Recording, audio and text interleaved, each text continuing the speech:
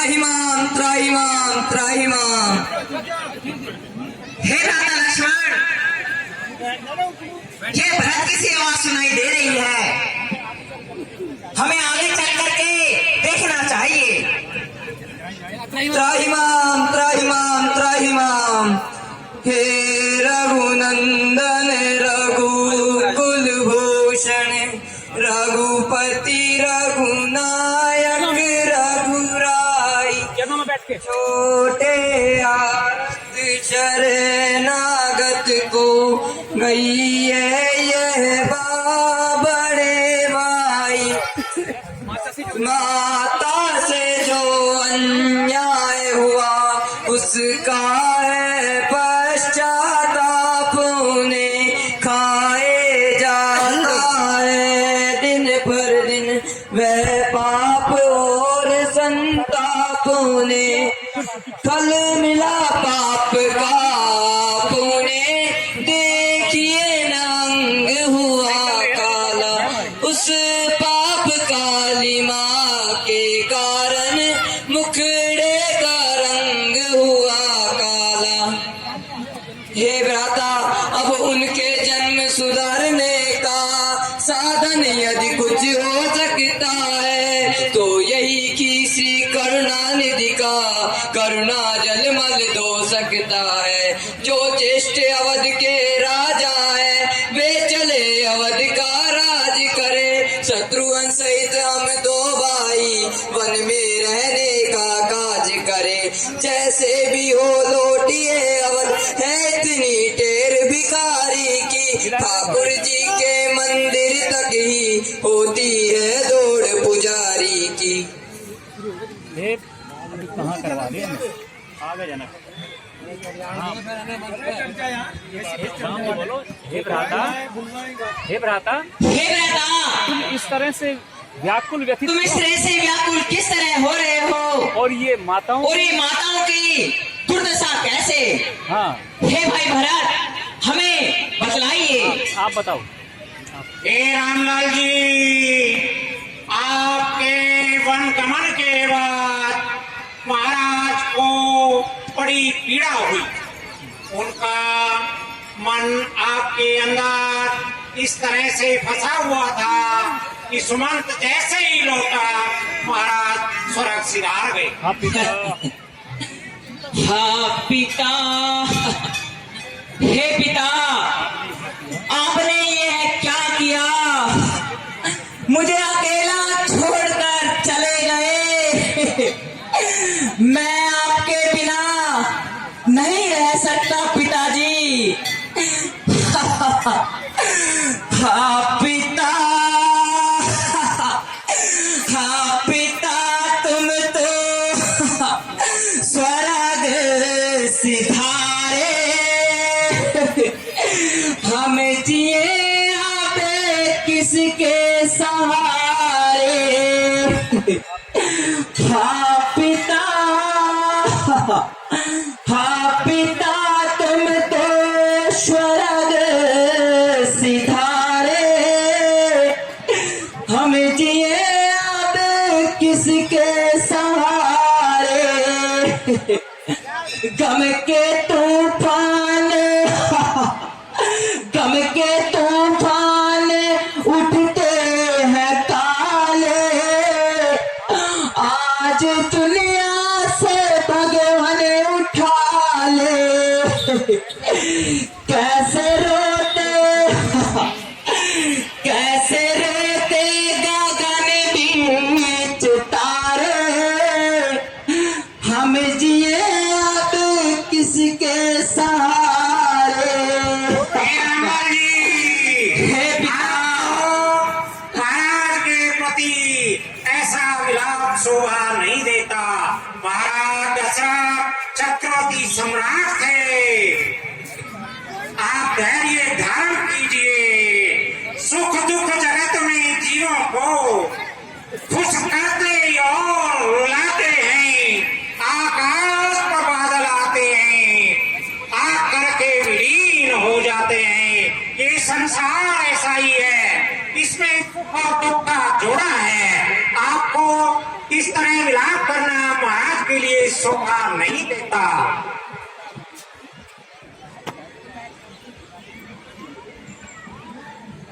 देखिए महाराज स्वर्ग सिधा चुके हैं। आपका प्रथम कर्तव्य है कि आप अपने पिता को पहले श्रद्धांजलि अर्पण करें।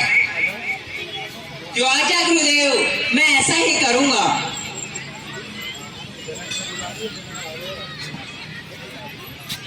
हे पिताश्री, इस समय मेरे पास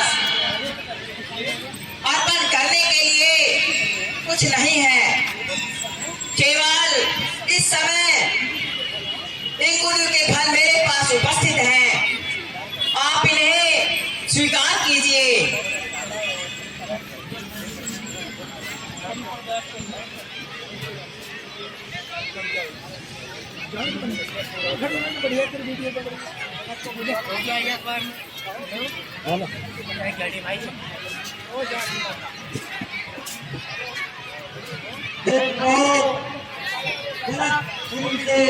महाराज जनक राज जी पधार चुके हैं। इस समय उन्हें आदर सहित अंदर आने की अनुमति प्रदान कीजिए। आइए महाराज पधारिए।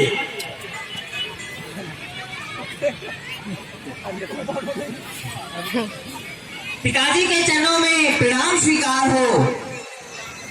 पिताजी के चरणों में प्रणाम स्वीकार हो। पिताजी के चरणों में प्रणाम स्वीकार हो। चिरंजीव रहो, पिताजी के चरणों में प्रणाम स्वीकार हो। आयुष्मान भव।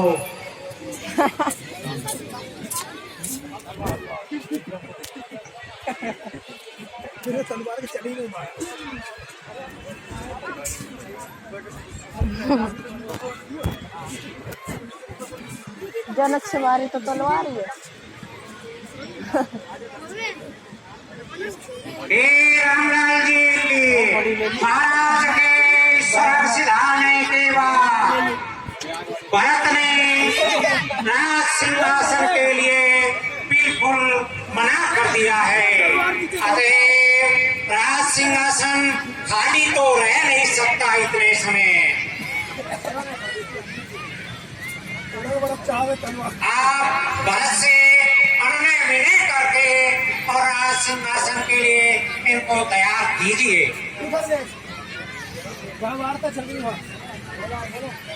जेठे भ्राता के होते छोटा न राज कर सकता है। यदि करता है तो अधर्म है, यही धर्म शास्त्र की आज्ञा है। जब बात धर्म धर्म की हो तो कर्मशील क्या कर्म करे। हे भाई आज्ञा देते हो, ये भाई भरत अधर्म करे। हे भ्राता, मैं आपके होते हुए राज्य नहीं चला सकता। हे तात भरत, मैं कभी न दूंगा आज्ञा है। तुम पाप अनीति धर्म करो, उपदेश यही होगा मेरा। शय धर्म करो, सत कर्म करो, पितु मात की आज्ञा पालन बेटे का धर्म कहाता है। यदि वह आज्ञा त्यागी जाए तब भी यह धर्म कहलाता है। इसलिए हे तात भरत, पितु माँ की आज्ञा का पालन करना हमारा कर्तव्य है और ये धर्म भी है। यदि माता पिता की आज्ञा का उल्लंघन होता है, इससे बड़ा कोई अधर्म नहीं है। हे भ्राता, धर्म अधर्म की बात नहीं है। उस राजगद्दी पर आपका अधिकार है, मेरा कोई अधिकार नहीं। राज्य है तो सिर्फ आपका है, मैं तो चरणों का सेवक हूँ। हे भ्राता, आपके होते हुए मैं हरगिज भी अयोध्या का राज नहीं कर सकता। हे गुरुदेव, आप ही हमें उपाय बताइए जिससे कि मैं भी अपने धर्म का पालन करूं, पिता की आज्ञा का पालन करूं, भरत भी अपने कर्तव्य का पालन करे। हे राम जी, आप 14 वर्ष रहो वन में, ये 14 वर्ष अयोध्या में उनके प्यारे प्रतिनिधि बनकर देश में राज्य की सेवा। इस रखवाले बनकर सुनो भरत, भरत वहाँ संभालो राज नहीं, रघुराई जब वन से लौटे तो दे देना इनको राज तभी। हे भरत और हे राम जी, आप अपनी चरण पालिका भरत जी को दीजिए। ये चरण पालिकाओं को सिंहासन पर यथाचित रखकर उनकी सेवा में रत रहेंगे और राज की देखभाल करेंगे। भरत को राज की देखभाल भी करनी होगी और अपनी भक्ति के अंदर भी रहना होगा। हे डॉक्टर भरतलाल, गुरुदेव ठीक कहते हैं, यदि आप राज्य नहीं चलाना चाहते, क्योंकि हम रघुवंशी हैं, आन और बान पर मर मिटने वाले हैं। रघुकुल रीति सदा चालिया,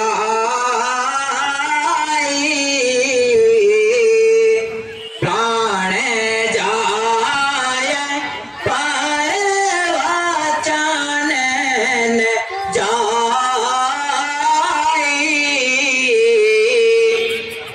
हे भरत, वचनों के कारण पिता ने अपने प्राणों का त्यागन कर दिया, तो हमें भी अपने वचनों का पालन करना होगा। मैं तो 14 वर्ष तक वनों में रहकर अपना जीवन यापन करूंगा। 14 वर्ष पूर्ण होने पर मैं अयोध्या वापस लौट आऊंगा, एक दिन भी ऊपर नहीं जाने दूंगा। रही बात राज चलाने की, यदि आप मेरे बिना राज नहीं चला सकते, ये मेरी चरण पादुका लो, आप इन्हें आधार मानकर अयोध्या का राज चलाना। ठीक है भरतलाल जी, जो रामलाल जी ने आपको चरण पालिका दी है, संविधान इनको जाकर पंडित को बुलाकर सिंहासन पर आसीन कीजिए और इनकी चरण पालिकाओं के इनके बताए हुए मार्ग पर आप अपना राज्य चलाइए। हे प्रभु, मेरी भी एक बात ध्यान से सुन लीजिए। 14 वर्ष के अलावा एक दिन भी ऊपर हो गया तो मुझे जिंदा न देखना। हे भाई भरत, तुम किसी प्रकार की चिंता मत करो। 14 वर्ष पूर्ण होने के पश्चात मैं अयोध्या वापस लौट आऊंगा और एक दिन भी ऊपर नहीं जाने दूंगा। आप जाइए और अयोध्या का राज चलाइए। प्रजाजन की सेवा करना राजा का धर्म है, राजा का कर्तव्य है। जिस राजा के राज्य में प्रजा दुखी हो, ऐसे राजा का राज सिंहासन पर बैठे रहना उचित नहीं है। इसलिए हे भ्राता भरत, जाइए और अयोध्या का राज संभालिए। जो आज्ञा भ्राता, मैं आपके बताए हुए पद चिन्हों पर ही चलूंगा। भ्राता अब्राहम के चरणों में प्रणाम स्वीकार हो, भ्राता लक्ष्मण के चरणों में प्रणाम स्वीकार हो, माता सीता के चरणों में प्रणाम स्वीकार हो, गुरु जी के चरणों में प्रणाम स्वीकार।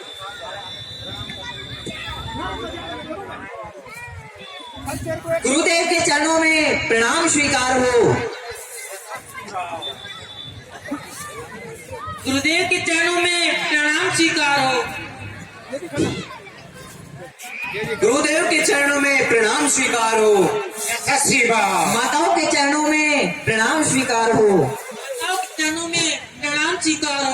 माताओं के चरणों में प्रणाम स्वीकार हो।